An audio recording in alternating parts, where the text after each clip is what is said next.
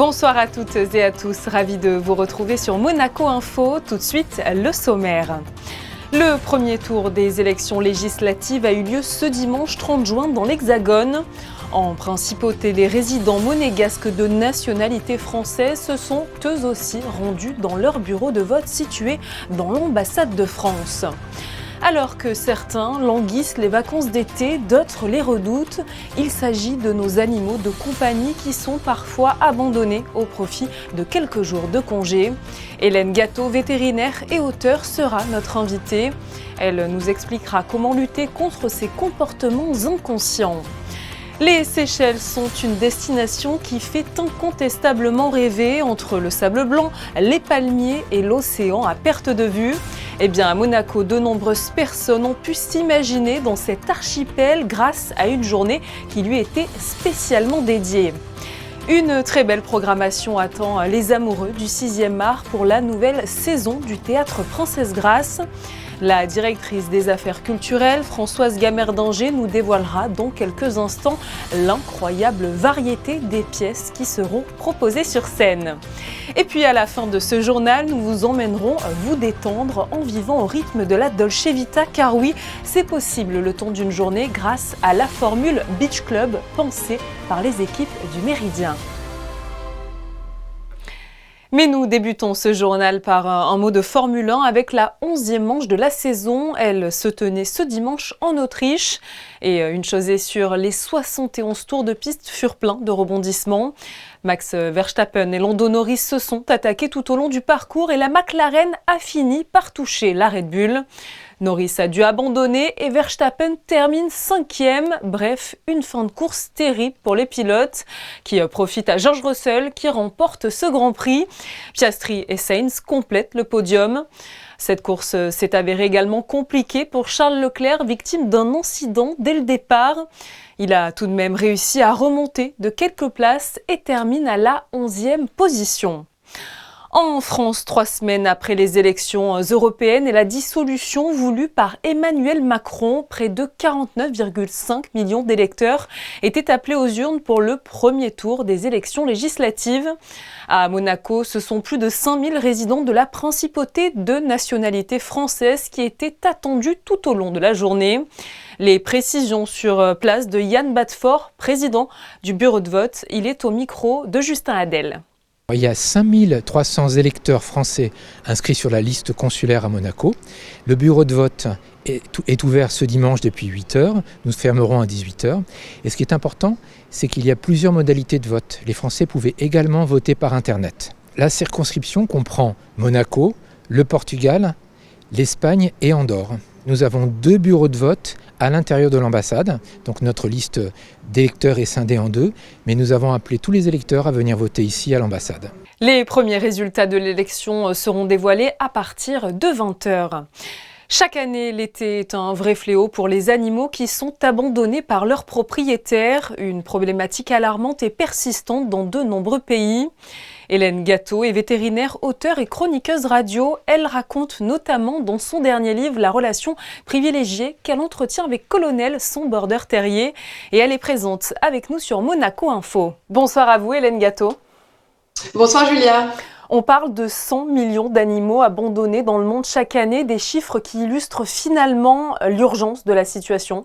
Pendant longtemps, on parlait de 100 000 animaux abandonnés tous les ans. On se rend compte qu'on serait plus autour de 300 000 animaux abandonnés chaque année en France, ce qui correspond à peu près à un animal toutes les 2 minutes. 720 animaux par jour. Donc déjà, quand on se rend compte de ça, un animal toutes les 2 minutes, effectivement, ça parle, c'est extrêmement parlant à l'échelle de la population française. C'est beaucoup trop. C'est évident qu'il y a un vrai sujet autour de l'abandon des animaux. Alors, je parle de la France, mais oui, c'est valable partout. Et aujourd'hui, c'est une situation qu'il faut essayer un robinet qu'il faut arrêter parce que derrière, ce sont des animaux qui sont malheureux, évidemment. On pense forcément, quand on parle d'abandon, aux chiens, aux chats, mais ce n'est pas que ça. Tout type d'animaux de compagnie sont susceptibles d'être abandonnés dans des refuges ou même sur la voie publique, malheureusement. Oui, alors si on pense par exemple aux lapins, aux cochons d'Inde, à Paris par exemple, il y a certains parcs qui pullulent de lapins nains, dont les gens se sont débarrassés avant de partir en vacances parce qu'ils savaient pas quoi faire de la caisse, de l'animal, etc. Et donc, on a des lapins qui survivent tant bien que mal, souvent grâce à des bénévoles ou des gens qui vont les nourrir, mettre des petites carottes, des petites salades dans certains coins du parc. Mais bon, leur durée de vie et leur espérance de vie n'est pas très longue, évidemment. Mais oui, les abandons, ça concerne les chiens, les chats, les animaux, ce qu'on appelle les nacs. Tous les animaux sont susceptibles d'être abandonnés aujourd'hui. Ouais. Ces abandons d'animaux de compagnie ne sont pas des actes isolés, mais résultent souvent d'une combinaison de facteurs socio-économiques et comportementaux. Alors finalement, lesquels ?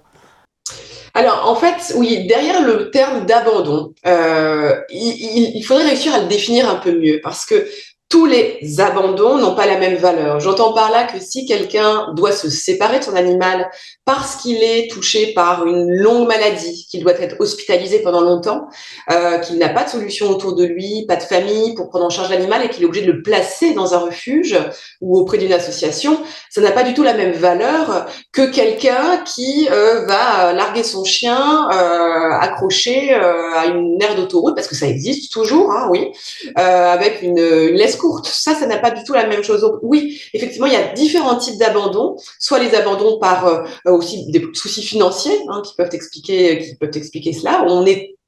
Personne n'est à l'abri d'un coup dur dans la vie. Les problèmes de maladie, de décès, les difficultés aussi suite à un animal dont on n'arrive pas à gérer le comportement, ça c'est plus problématique parce que ça veut dire qu'on n'a pas forcément été au courant de comment éduquer un chien, comment faire en sorte qu'il ait une vie équilibrée, il va développer des comportements inappropriés, on se retrouve débordé. Et puis des gens qui se lassent aussi, ça arrive, voilà. Enfin, moi je trouve ça monstrueux, mais des gens qui sont vraiment inconséquents par rapport au fait d'avoir un animal à la maison. Et puis, on a aussi les gens qui ne stérilisent pas leurs animaux, je pense surtout aux chats, et on se retrouve avec des portées de chatons, comme c'est le cas en ce moment, parce que c'est la saison. Faut-il éduquer aussi finalement les enfants dès le plus jeune âge à la responsabilité d'avoir un animal et à sa protection ? Alors oui, ça passe par là, ça passe par éduquer les enfants, ça passe aussi par un meilleur encadrement des circuits d'approvisionnement des gens par rapport aux animaux, c'est-à-dire que s'ils vont chez un éleveur, s'ils vont dans un refuge, dans une association, généralement ils vont on va leur donner des conseils, ils vont être questionnés pour savoir si leur mode de vie correspond à un chien ou un chat, est-ce qu'ils sont capables d'en assumer la responsabilité. Le problème aujourd'hui, c'est qu'on peut trouver un chien ou un chat n'importe où sur Internet, sur les réseaux sociaux, et du jour au lendemain se retrouver avec un animal sans avoir réfléchi à cela. J'aimerais que l'on parle de votre livre « Pourquoi j'ai choisi d'avoir un chien et pas un enfant » aux éditions Albin Michel. Des études scientifiques prouvent que le lien d'attachement que l'on peut avoir avec un chien est extrêmement similaire au lien d'attachement d'une maman avec son bébé. Expliquez-nous.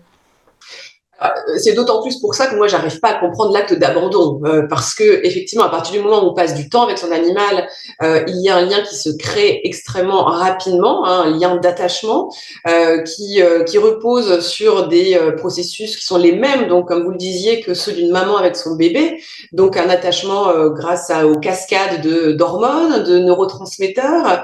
Vous savez, on parle de l'ocytocine, mais c'est pas la seule hormone qui est impliquée dans ce processus d'attachement. Donc ça a été prouvé scientifiquement que les mêmes zones aussi que l'on peut voir en imagerie médicale au niveau du cerveau qui s'activent quand une maman regarde son bébé et quand une dog mom comme moi va regarder son chien, ce sont exactement les mêmes zones. Donc c'est très très similaire et si tous les gens avaient finalement, même si parfois on peut railler un petit peu ma façon de comparer le lien d'attachement qu'on peut avoir avec un enfant ou avec un chien, si tous les gens qui avaient le même attachement que moi avec leur animal, c'était le même attachement, je pense qu'on n'aurait pas autant d'abandon, ça c'est évident. Merci Hélène Gâteau d'avoir été présente sur Monaco Info pour nous parler de la lutte contre les abandons des animaux de compagnie. Merci Julia. Paraît-il que c'est aux Seychelles que la vie est belle et bien plusieurs monégasques ont pu le découvrir grâce à une journée spéciale organisée ce samedi par le consulat honoraire de la République des Seychelles en Principauté. Une mise à l'honneur qui fait suite à la visite du prince souverain dans cet archipel lors des explorations de Monaco. Le récit d'une journée intense avec Justin Hadel, Alexandra Marangoni et Marie-Ève Béé. Aux Seychelles, la fête nationale bat son plein. Et à Monaco, l'archipel est mis à l'honneur. Tout commence à 9h du matin au musée océanographique Espace Oceanomania, le plus grand cabinet de curiosités du monde marin. Ici, la Seychelles Islands Foundation remet un spécimen de coco de mer, une graine d'une espèce rare et emblématique de ces îles réputées. Une cérémonie officielle organisée par l'Institut océanographique en partenariat avec la SIF et le consulat honoraire de la République des Seychelles à Monaco.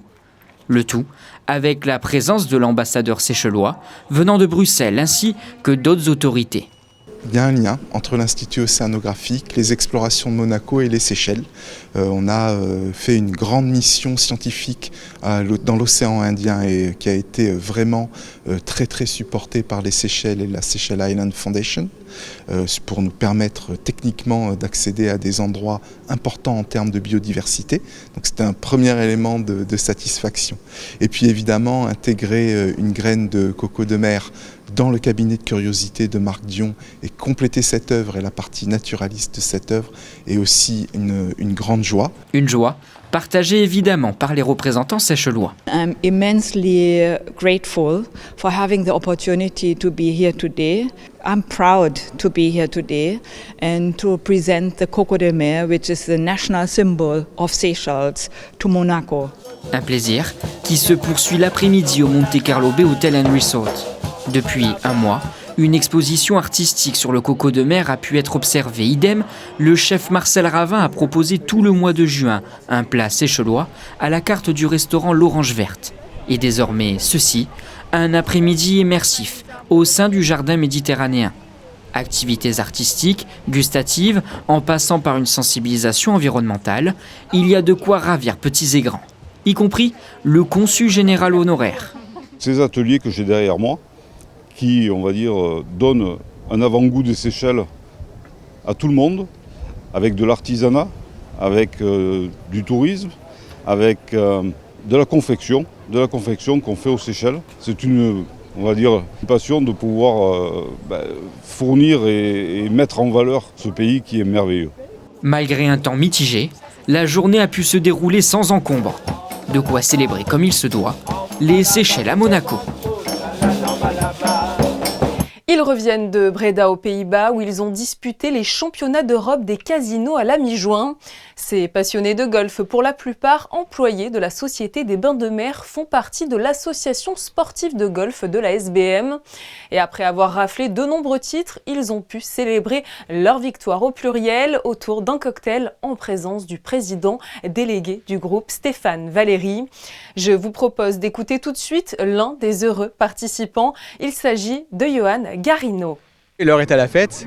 Et d'ailleurs, on remercie le président Valéry pour nous avoir invités à l'Amazonico pour fêter cette victoire, à la fois en groupe et à la fois individuelle. Et on est ravis parce qu'on est un bon groupe depuis des années. On fait 3-4 ans qu'on se suit, quasiment le même groupe de tous les ans. On sait qu'on a une bonne ambiance entre nous, on est très contents. On est tous passionnés de golf.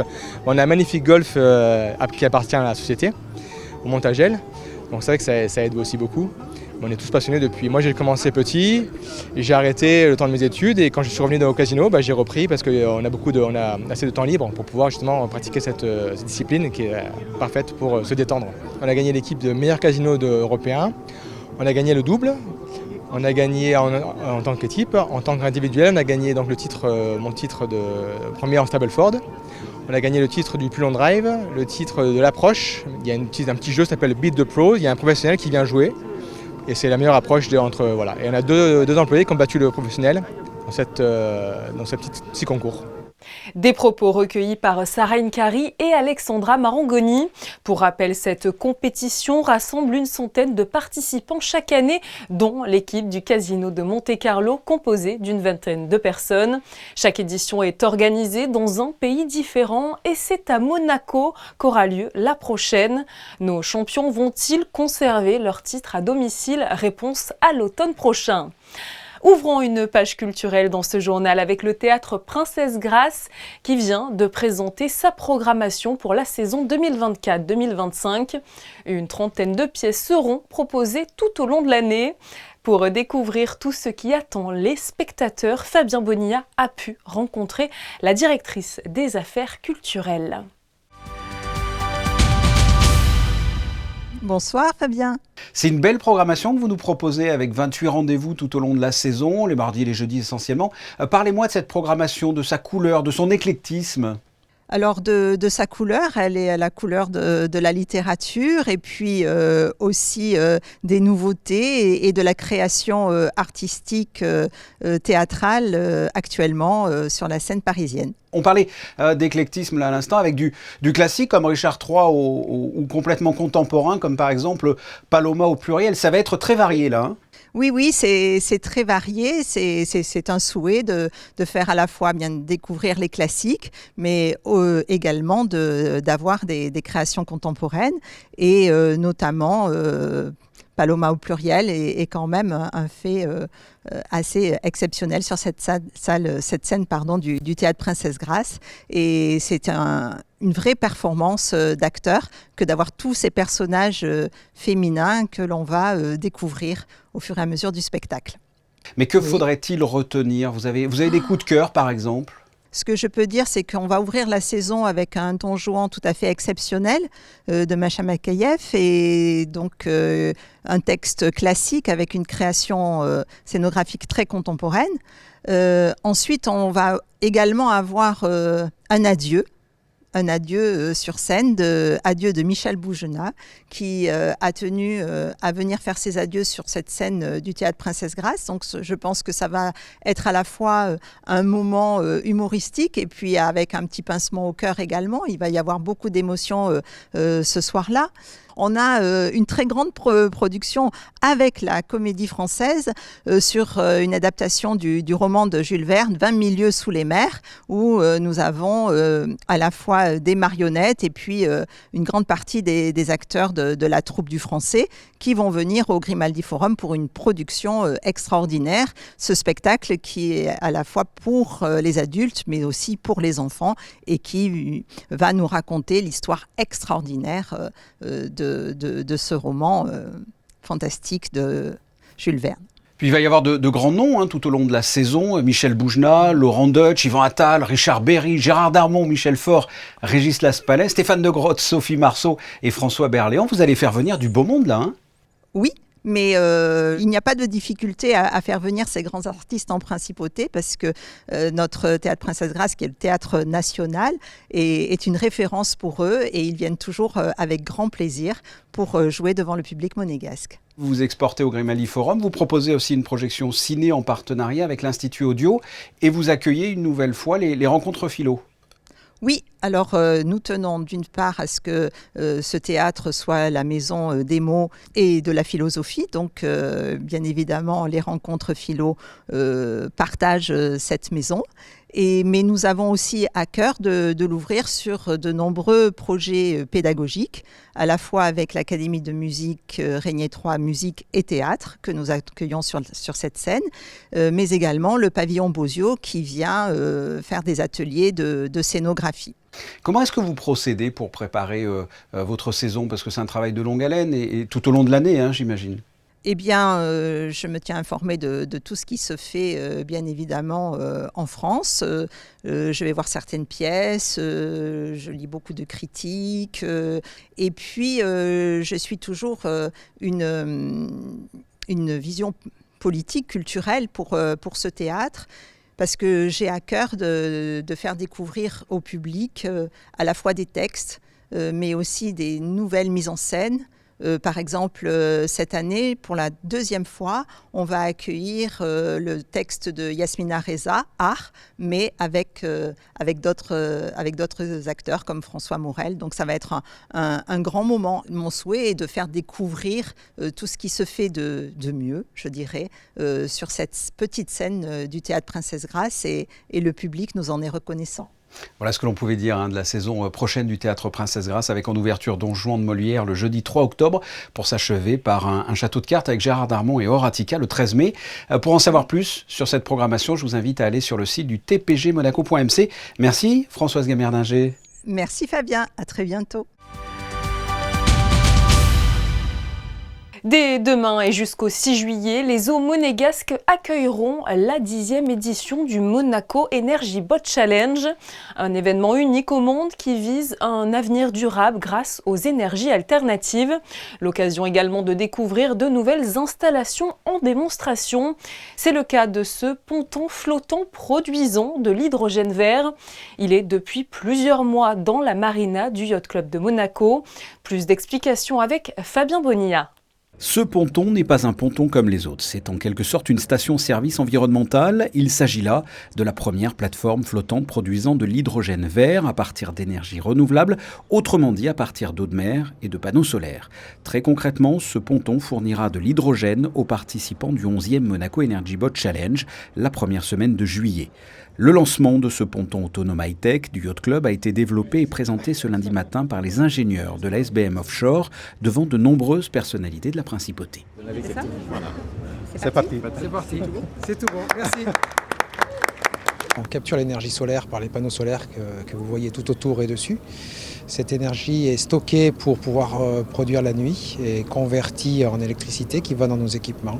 On a 2 équipements principaux, un électrolyseur qui casse la molécule d'eau pour faire de l'hydrogène et un compresseur qui comprime cet hydrogène dans des bouteilles. Cette démarche s'inscrit dans la volonté des SBM Offshore d'être un acteur de la transition énergétique. Donc, même si nous on est comme une compagnie dans le secteur des énergies traditionnelles depuis déjà plusieurs années, on a commencé à développer des produits dans ce secteur et donc on est pleinement dans la phase d'étudier toute nouvelle énergie qui puisse faire partie, selon nous, de l'équation de la transition énergétique. Le Yacht Club de Monaco a pour ambition de positionner la principauté comme le fer de lance d'un yachting responsable, conformément aux objectifs de durabilité de l'ONU. En 1904, vous savez que c'était la fin des bateaux à vapeur et que c'était les bateaux thermiques. On ne savait pas encore quelles allaient être les évolutions, quels allaient être le futur des moteurs thermiques. Et paradoxalement, un peu plus d'un siècle après, on se retrouve dans la même situation. On produit de l'hydrogène, mais on réfléchit à d'autres systèmes. En tout cas, ce qui est vrai, c'est qu'un siècle après, Monaco est toujours à la pointe de la technologie et essaye de contribuer au développement du yachting. Parmi les autres initiatives environnementales du Yacht Club, le traitement et le recyclage de l'eau de la piscine, mis en place il y a près d'1 an. Grâce à cette technologie, 1 million de litres d'eau a déjà été traité et réinjecté en cercle vertueux. Un peu de légèreté à présent avec le nouveau concept de l'hôtel Méridien. Prenons donc la direction du quartier du Larvoto à la découverte de cette expérience de l'été baptisée La Plage & More. Elle regroupe plage, piscine, sauna, kids club ou encore salle de sport. Reportage de Sarah Inkari et Thomas Deus. Se prélasser sous les pins, nager dans les eaux cristallines, bref, vivre au rythme de la Dolce Vita le temps d'une journée, c'est l'idée de cette formule Beach Club inédite pensée par les équipes du Méridien. On se différencie complètement. Déjà, on est singulier par le fait d'être le seul hôtel de la Principauté à avoir une plage privée, mais on se singularise aussi parce que peu d'hôtels peuvent vous offrir l'accès à une plage, ou peu de plages, je dirais, peuvent vous offrir l'accès à une plage, mais aussi à une piscine, mais aussi à une variété de restaurants au sein de l'hôtel, et aussi à du bien-être avec notre proposition de massage également disponible dans cette offre. Et tout cela à un prix abordable. On a un prix de 65 € pour le pass journalier, c'est un prix très compétitif et c'est véritablement aujourd'hui notre objectif, c'est de, encore une fois, casser cette idée que la plage du Méridien n'est pas accessible. Elle est accessible, alors elle n'est pas accessible de façon, on ne peut pas accueillir 500 personnes, puisque 500 personnes c'est l'ensemble de nos clients en général tous les jours dans l'hôtel, mais on a quelques matelas disponibles et on se dit que ce serait vraiment très sympathique de les donner à un prix démocratique, en tout cas pas si démocratique que ça, mais en tout cas abordable pour pouvoir passer une journée et profiter dans ce lieu exceptionnel de toutes nos infrastructures. En supplément, il est également possible de réserver un massage relaxant dans le spa en plein air ou de ressentir des sensations fortes en s'adonnant au sport nautique. Il n'en fallait pas plus pour combler les premiers clients. J'ai décidé de passer la journée avec mon amie Hélène.